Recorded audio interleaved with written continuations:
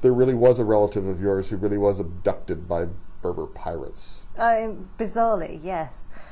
My mother brought us up on the legend that we'd lost somebody to Barbary pirates. I didn't even know what a Barbary pirate was. I went to school in the area in which this happened. Nobody ever mentioned Barbary pirates and Cornwall in the same breath. Nobody ever taught it in history. I didn't come across any reference to such an event in all my life, and neither did my sister, who is a historian.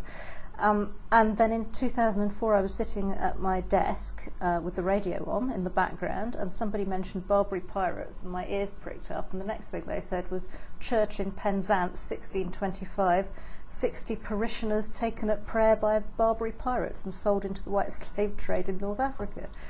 And I just couldn't believe it, because nobody had ever mentioned anything of this matter at all. So I started researching and just couldn't believe how much I found out. It's all there, it's not hidden in any sort of way.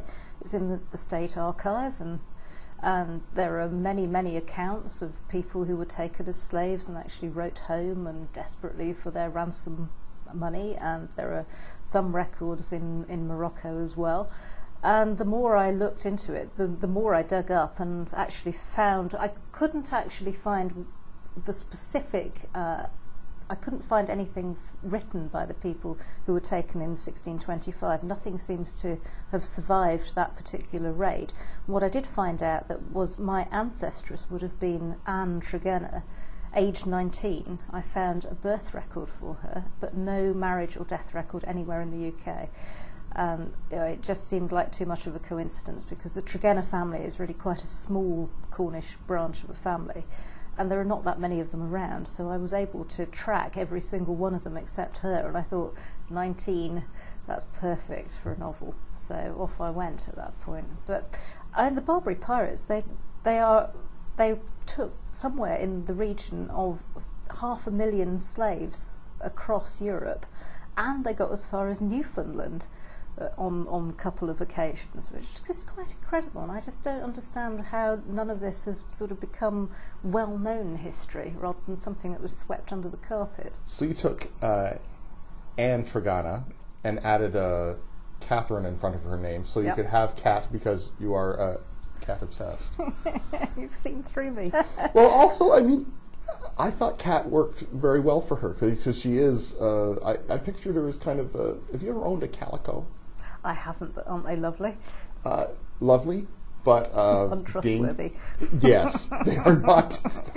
They have they're like redheads. They have a fiery temper, and they're apt to turn on you at any moment. Absolutely. And they're very much their own person, which is exactly what Catherine is. Yeah. Oh, that's really interesting. Yeah, no, I'd love to have a calico. When Catherine gets taken, her good looks actually work against her, because where everybody else is ransomed for, what, 156 pounds, I think somebody went for. She's 800 pounds. Absolutely incredible, some of the ransoms that were demanded. I did actually find a lot of records about the level of ransoms, because I really had no idea. I mean, the thing about this book is that when I started writing it, I had absolutely no idea about the 17th century at all. Couldn't write a sentence about it without having to check about 8 facts. So I had to do an enormous amount of research in order to have any sort of sense of what I was doing. Now, Probably are you a far research more. wonk that actually revels in No, God no. No, it's really hard work. It's really hard work. I read an enormous number of factual books, and when you're, I mean, I run a fiction list of my own as well at the same time for HarperCollins, and when you're doing that, and I had a children's book deadline, and I was also working on this project. I mean, a massive amount of reading and writing to be done. I mean, I really enjoyed it because I found out fascinating facts, but you do have to wade through an awful lot of quite dry academic material in order to get to the little gems that you need, and which set you thinking and which join up with other little gems. But it's a necessary process, and I actually quite have learnt now to venerate the process for in its own terms. Not because I'm not an academic and I'm not a historian, but I have learnt that if you wade through sufficient amounts of material, these gems will appear and they will form magic connections in your head as a storyteller. As Kat is falling in love with somebody, I'm not going to say who, in her timeline, and Julia is falling in love with somebody, again I won't say who, and you're falling in love with Abdul, what came first? I already had Cat's story quite clearly in my head. I knew what was going to happen there, so that was fine. That was all clear.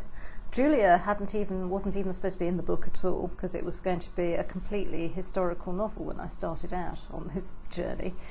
I set off for Morocco fully with the intention of writing a 17th century novel, straight history.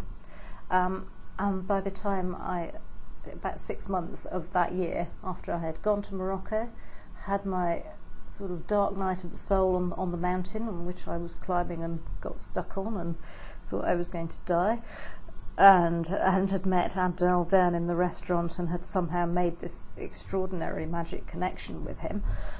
6 months on, when we decided to get married, I just knew that I had to incorporate a modern perspective, partly because history repeats itself, partly because all human stories seem to have, the same patterns to them, and certainly mine was following one of these patterns, and I felt that I had to honour that by including it in the book somehow, and partly because I just had so many interesting perspectives on modern Morocco, which was very similar to the perspectives that Kat would have had on ancient Morocco. So it's an amazing country in which certain aspects of it just do not change at all.